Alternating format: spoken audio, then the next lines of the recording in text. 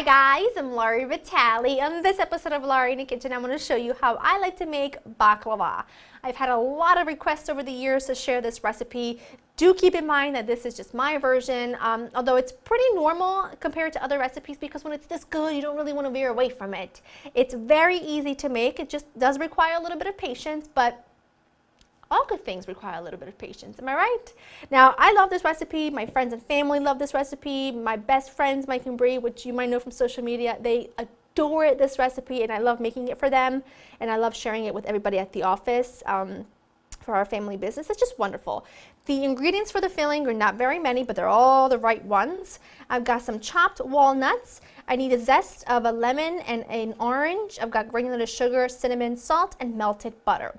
Now the first thing I'm going to do is in a food processor, I am going to add my walnuts, and I just need to sort of pulse the walnuts until they're nice and finely chopped. To my finely chopped walnuts, I am going to add my sugar and my cinnamon and salt, along with I need the zest of a whole lemon, and then the zest of half of an orange. Add the melted butter and then just mix everything together until it's incorporated. You want to make sure that you incorporate the butter and the spices, you know, the cinnamon and the zest really well, and it smells so amazing. The only thing about this recipe is it really is best if you make it the night before you serve it, or if you have about 6 hours or so to let it sit and really set. It's wonderful, and it's one of those things that's very rich, so a little bit will go a long way. It feeds a lot of people, and I have yet to meet someone who doesn't love it. Okay, this is what you want it to look like. All I'm going to do now is set this aside, grab my phyllo pastry, grab my butter, get everything else ready so we can start layering. You know, it's going to be amazing. All right, so what I have here is some phyllo dough, which is very essential for making baklava. It is, you know, very delicate. It does tear quite easily, so be careful. And it doesn't matter if it tears because guess what? We can just make it work. Get a clean kitchen towel and dampen it well because you're gonna have to keep this covered at all times. Measure your pan, cut off any excess, because you don't want it to overhang so much. You don't want it to have so much extra space. So I like to cut about that part off. And also make sure you have lots and lots of melted butter because that is essential when you are making this recipe, or really anytime you are working with phyllo.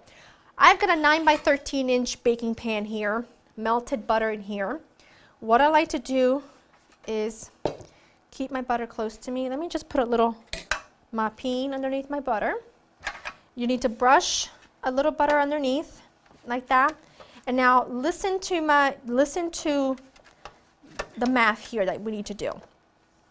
The very first layer of your baklava gets 8, see if it breaks, it doesn't matter, don't worry. Gets 8 pieces of pastry, of this pastry right here. If it tears, don't worry. Every time you put in a layer, you have to put a little bit of butter down, like this. You have to put butter between every single layer. So the first layer gets 8 pieces of pastry. Then after that, after you make your first layer, from that point forward, you only need 6, followed by 8 finished ones. I'll show you when we get there, don't worry. So all I'm gonna do now is just, brush between 8 sheets of phyllo. Then we'll put some topping and I'll show you what it looks like when we get there. All right, this is my 8th piece of phyllo. You see I'm keeping it covered the whole time, and you see how once you start working with it, the pieces don't tear that easily. This is my 8th piece.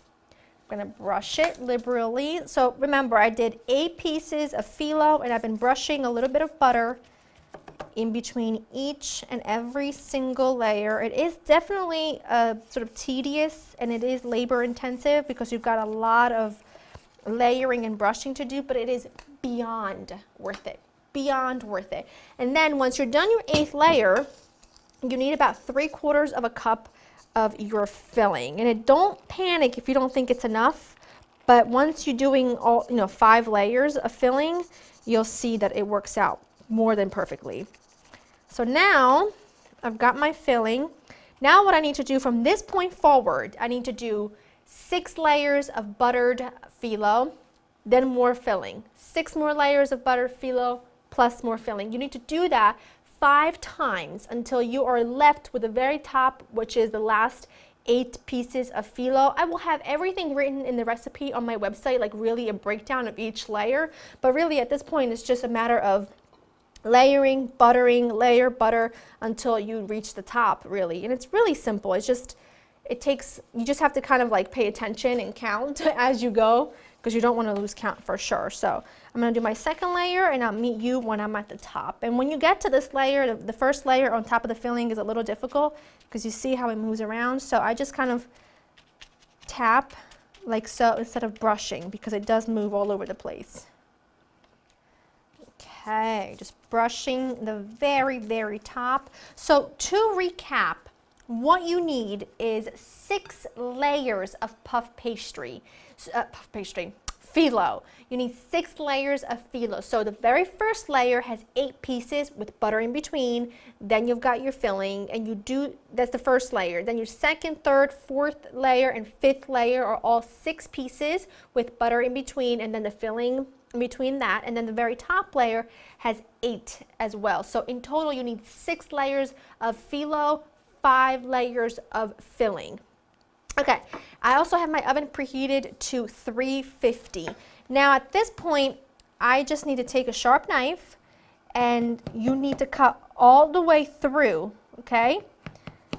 And I like to do about like so, because I like smaller pieces. So you cut all the way through, and it's really pivotal that you cut all the way through, because you need to be able, you can see this, I thought this would be my section right here, because otherwise the syrup that we're going to make later on isn't going to seep into it. And now that you did this, you kind of want to go on an angle to create your little diamond pattern, if you will. And just, keep a steady hand and make sure it's all the way through. And you wiggle your knife so that you don't pull, because if you pull, your pastry is all going to go with it. So you kind of have to wiggle your knife and rock it back and forth in order to get everything to turn out like this. Okay, now this needs to go into a preheated oven at 350 for about 45 to 50 minutes, or until it's a gorgeous golden brown color.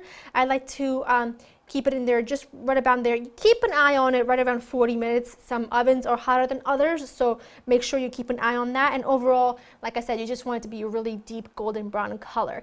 I'm going to get this into the oven, and then I'm going to show you how to make the syrup so that that's already set aside and ready and waiting for it. To make the syrup is really easy. You just add all of your ingredients into a saucepan. We need some water. I need honey. Get that all out. Make sure you spray your measuring cup or whatever you put your honey in. It comes out easier. Splash of vanilla. Sugar. Get it all out. And a squeeze of the lemon that we zested for the filling. And now all I need to do is cook this on my stovetop here just for a few minutes, or until the sugar is fully melted and kind of dissolved. And then you just let this sort of set until it's ready for it to be kneaded, which is going to be when the baklava comes out of the oven in about 45 minutes. Because you do want, the baklava will be hot, the syrup needs to be cooled. Make sense? So I'm going to get this to that point and then set it aside. This gorgeousness was in the oven for 45 minutes, and now immediately you will hear sizzle. You pour over our syrup. You kind of see things bubbling around and puffing up and doing all kinds of crazy things, and you're thinking to yourself, what in the world? But trust me, this will be absolutely magnificent in about 6 hours, or in my opinion, it's even better if you let it go overnight on your counter. What I'll do is once it cools completely, I will just loosely cover it with a clean kitchen towel, and I'll let it sit there until tomorrow morning or tomorrow afternoon or whatever. It just stays really great at room temperature, or you can also pop it in the fridge if you want to eat it cold, and then it will be ready to serve. So I'm just gonna let this get some beauty sleep, and you and I are gonna taste this. Well, for you it'll be in a few seconds, but for me it'll be a torturing 12 hours later. So just let it do its beautiful thing, and I'll show you what it looks like on the inside when we cut into it. This gorgeous thing has been sitting overnight, and I am more than ready to cut into it. It looks magnificent. I like to just take my knife and just, I guess, reinforce where we cut into it. You know, I'm gonna go for that piece right there, so I'm not terribly worried. And of course, just like anything else, the first slice is always going to be the more wonky one, if you will. So just take your time, lift. Oh, yes! Look at that. Just look. You can't really see the layers in between because they kind of get compressed down by the syrup mixture. I can't. The excitement is overwhelming, okay? And I'm just by myself behind this counter. But I mean, it really is a thing of beauty. On the side here, you can see the 8 layers here, and then in between all the nuts and everything. It's really gorgeous. I love just staring at it, but I love even more eating it. Because, you know, that's what one does. Let me take a knife because otherwise I'm gonna make a mess and it'll be a disaster. Because that's just what one does when you're like me and you're impatient and you're a messy eater. My word, it is outstanding. You can hear the crunch from the Phyllo. It's so good. It really isn't difficult, a little tedious, but so worth it. This gets 14 thumbs up, even though I only have 2. Absolutely delicious. If you've ever wanted to make baklava from scratch, I hope that this video has helped you. I hope that this video has inspired you. Like, get in your kitchen, get going. I mean, it really isn't difficult. The ingredients aren't outrageous. They're all easy ones that you can find at your local grocery store. It just takes a little bit of patience, which I'm sure you have, but the result is outstanding. It's nutty. It's sweet, but not so sweet that it hurts your teeth.